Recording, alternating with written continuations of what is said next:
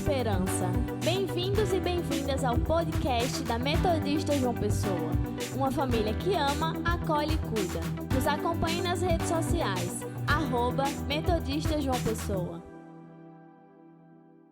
E a gente recebe aqui no estúdio Tayana Assis, pastora da Igreja Metodista. Tayana, bom dia. Bom dia, Jéssica. É uma alegria estar aqui com vocês hoje. Tayana, no dia 8 de março é comemorado o Dia Internacional da Mulher, né? Nós geralmente somos recebidas com flores, com chocolates e muitas homenagens. Sendo que no dia a dia não é bem assim, né? Então, Tayana, como é que você enxerga essa data, o dia 8 de março?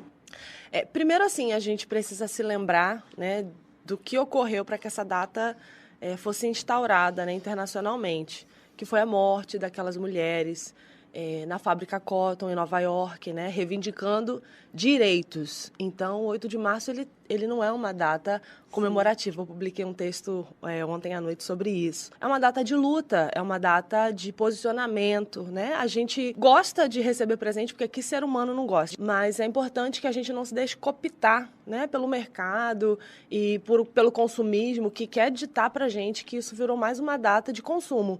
Na realidade, 8 de março é uma data de luta. E aí, essa semana eu tenho refletido um pouco sobre algumas coisas, recebi alguns textos, e fiquei pensando que o 8 de março é uma data de luta da mulher, mas quando ela foi instituída, em 1857, as mulheres negras ainda eram escravas. Então, a gente tem temas ainda mais profundos para abordar. Acho que o 8 de março precisa ainda ser ampliado, porque as lutas são maiores, né? Nos Estados Unidos, só em 1866 é que foi abolida a escravatura, e no Brasil, então, 1888, é muito tempo ainda depois.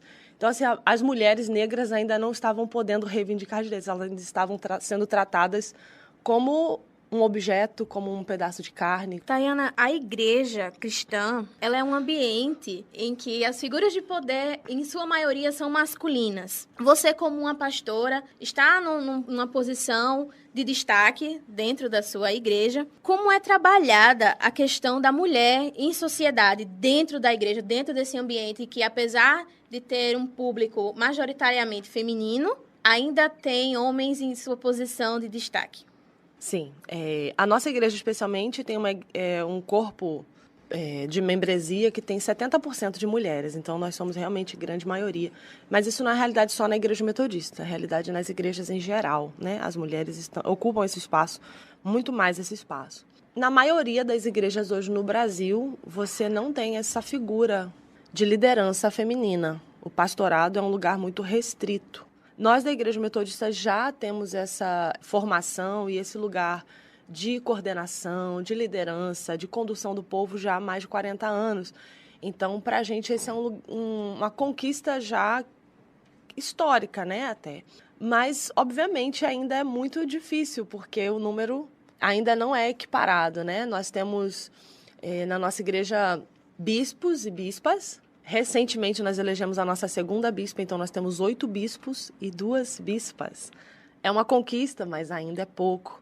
A gente tem sempre trabalhado, a partir da perspectiva bíblica, esse lugar de liberdade que Deus dá para as mulheres. Porque, na realidade, quando a opção da igreja é pela opressão, é uma opção de leitura do texto bíblico, porque o texto bíblico não fala isso, não fala isso firmemente, que a mulher precisa ocupar um lugar subalterno. Ao contrário, os cristãos e cristãs são cristãos e cristãs por causa de Jesus. E em Jesus, as mulheres ganham muito espaço.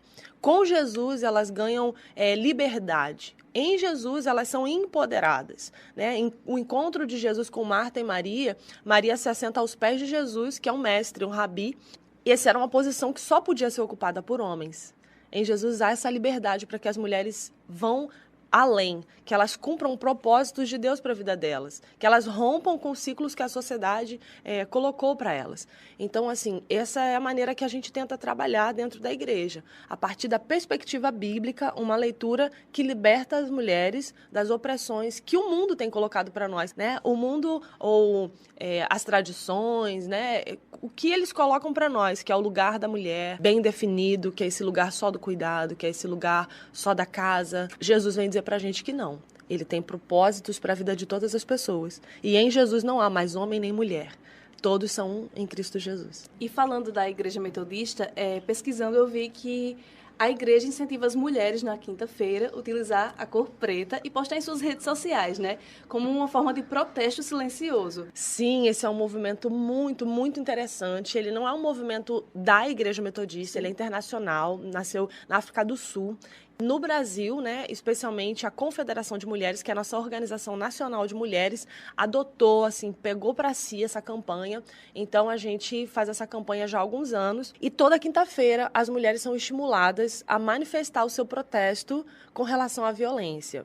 Então, a gente costuma muito ouvir por aí, inclusive de lideranças religiosas, numa situação de violência, orientação, vamos orar, vamos orar. Nós entendemos que a oração é a principal ferramenta que temos, mas junto da oração a gente precisa de ações concretas. Então, assim, se a gente costuma dizer para as mulheres, né, se o seu marido, ou se o seu companheiro, ou se o seu filho, porque as agressões são de vários, né, espectros, então, se você é violentado dentro de casa e alguém diz para você que você não tem o direito de reivindicar, se você não tem direito de denunciar, denuncia os dois, quem te bateu e quem disse que você não tinha o direito. Porque pra gente, o caminho de Deus é um caminho de cuidado, de amor, de zelo. E nenhuma mulher precisa estar subjugada à violência. Ela não deve estar. Então, a gente mobiliza as mulheres num tempo de reflexão. A gente tem feito essa campanha que não é só, né, no mês internacional da mulher, não só no dia 8, mas durante todo o ano. Essa é uma campanha pela vida das mulheres. E essa não é uma luta só das mulheres. Os homens da nossa igreja também estão juntos conosco nessa luta. Homens e mulheres que querem direitos para todas as pessoas, direitos de vida plena, de vida abundante. Sobre o Quinta-feira de Preto, sempre no dia 8 de março vocês vão às ruas, né, de João Pessoa para protestar.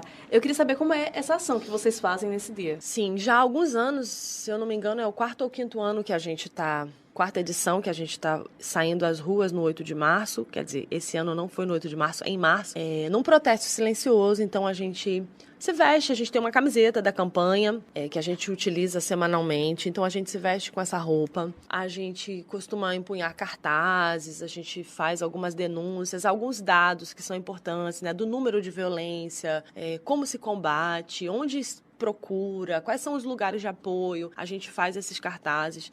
E a gente faz, normalmente, um protesto silencioso. Eu tenho pensado que chegou o tempo da gente aumentar a nossa voz. Talvez o protesto precise ganhar um pouquinho mais de corpo. E aí, o ano passado, a juventude fez algumas intervenções artísticas, sinalizando isso. E esse ano, a gente não fez essa ação no dia 8, que foi ontem, né? É um domingo, foi um dia de celebração ainda na igreja. De ter feito uma celebração toda voltada para isso, nós estamos agendados para o dia 21 para fazer esse protesto. Então, esse ano a gente pensa que ia fazer uma coisa um pouco maior. A gente vai fazer na praia, no Busto Tamandaré, e sinalizar realmente, sabe? Quantificar isso para a população, demonstrar os dados, porque às vezes a gente ouve falar um número e ele parece muito distante, muito irreal. Então, a gente quer, de alguma forma, fazer uma instalação que permita que as pessoas possam ser impactadas por essa informação tão forte. Mulheres são violentadas a cada 2 minutos, né? A cada 7 horas uma mulher é morta. Isso é muito sério. É pior que a epidemia que a gente está com medo que está acontecendo aí mundialmente. Se a gente pensasse nisso como uma epidemia, a gente estaria se cuidando, né? Se conscientizando. Então, esse ano vai ser no dia 21, mas a gente já tem feito isso. É um protesto silencioso, mas a gente está querendo que ganhe mais corpo e mais voz. Então... E quem não é membro da Igreja Metodista, mas quer participar desse protesto, pode ir? Sempre pode, sempre pode. A gente entende que todo mundo é parceiro, né? Nessa luta. Se a gente está lutando por justiça, se a gente está lutando por igualdade... Sempre bem-vindo. Então, é dia 21 de março no Busto, de que horas? Às 16 horas. 16 horas no Busto Tamandaré. Então, fica o recado para as nossas ouvintes. Tirem a blusinha preta do armário. Exato. E vamos à luta. Pastora, a senhora, como uma mulher jovem e negra, que também faz parte do movimento negro e tem a sua vida cristã. São 2 movimentos, 2 vertentes que muitas vezes as pessoas podem achar que não se encontram, não podem caminhar juntas e são movimentos totalmente separados. A senhora trabalha isso na sua igreja, então como é que a senhora consegue unir o movimento negro à vida como pastora? Então, o movimento negro que eu participo é o movimento negro evangélico. Então, é um movimento composto por pessoas de igreja, por pessoas que estavam buscando um suporte também para pensar sobre essa questão da negritude, né? Nós somos um país que aboliu a escravatura muito tarde, né? Tem pouquíssimo tempo que isso aconteceu. Então, esse é, de fato, um tema muito caro para nós brasileiros. E a miscigenação ajuda a gente a pensar que o racismo não existe, né? Porque eu tenho aquele amigo negro, eu já fiquei com aquela menina negra, eu tenho um tio que é negro. Então, você obstrui esse olhar e não consegue perceber, né, as situações. Eu sou uma mulher negra de pele clara, então isso me ajuda também socialmente. Eu não sofro os mesmos impactos do racismo que os meus irmãos e as minhas irmãs de pele retinta. Mas quando a gente consegue entender que essa mulher negra, que é esse homem negro, porque isso não é tão cedo que acontece, você percebe que tem um outro lugar que você precisa lutar também. Então, as nossas lutas, elas não são estanques, né? Tem uma luta de mulher, tem uma luta de negro, tem uma luta de jovem, tem uma luta de classe. Tudo isso vai sendo perpassado, né? A interseccionalidade precisa estar colocada aí nas nossas lutas. E o lugar de mulher cristã e pastora, tudo isso aí está junto, né? É uma senhora bagagem. E a gente precisa se posicionar. Então, a igreja, a história da igreja oferece para a gente também muitas possibilidades nisso, mas a gente precisa buscar conhecer. Porque as mulheres protagonizaram muito da luta da igreja, mas elas vão sendo apagadas durante a história.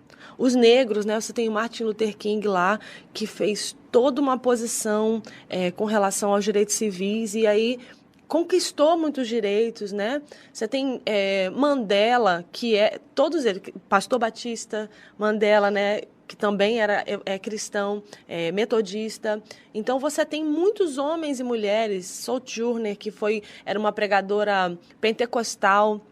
Então, você também tem muitas... Rosa Parks, uma mulher metodista, que foi por causa dela, que não deu assento no ônibus nos Estados Unidos, foi presa. Então, todo esse processo são mulheres e homens cristãos, evangélicos, que se posicionaram na luta. Então, essas pessoas servem para nós de inspiração para a luta hoje. A gente não está inventando nada.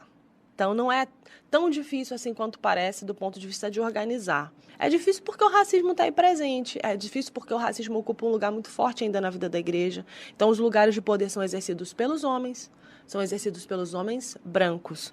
Então, a gente precisa também combater essa discriminação, combater o pecado, porque para a gente isso é um pecado. O racismo é um pecado. Além de crime, é um pecado. Então, nessa perspectiva, é isso que a gente quer trabalhar com a igreja. Se a gente está falando de justiça, a gente tem que falar de justiça para todo mundo. Para a mulher, para o negro, para o pobre. Se a gente está falando, né, de igualdade, a gente tem que falar de igualdade para todo mundo. E a gente encontra essas respostas muito claramente em Jesus, no Evangelho, no texto sagrado. Para a gente, isso está muito nítido. Então, a gente quer ajudar as pessoas a encontrar isso. O movimento negro evangélico da Paraíba, ele é um movimento muito recente, a gente ainda está se organizando.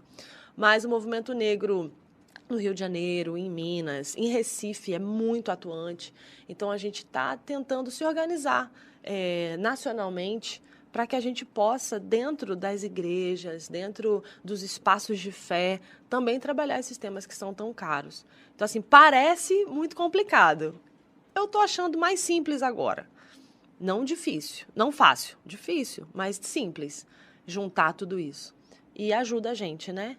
A saber que está caminhando para o lugar certo. Caminhando a partir do Evangelho de Jesus.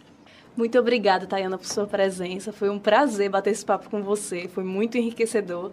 E você é sempre bem-vinda aqui ao Espaço Experimental, tá bom? Muito obrigada. Foi uma conversa enriquecedora para todos nós e para os ouvintes. E vamos lembrar às nossas ouvintes que dia 21, todo mundo no Busto Tamandaré vestindo preto. Eu agradeço também por participar com vocês. Foi maravilhoso esse bate-papo. Espero que tenha ajudado, né?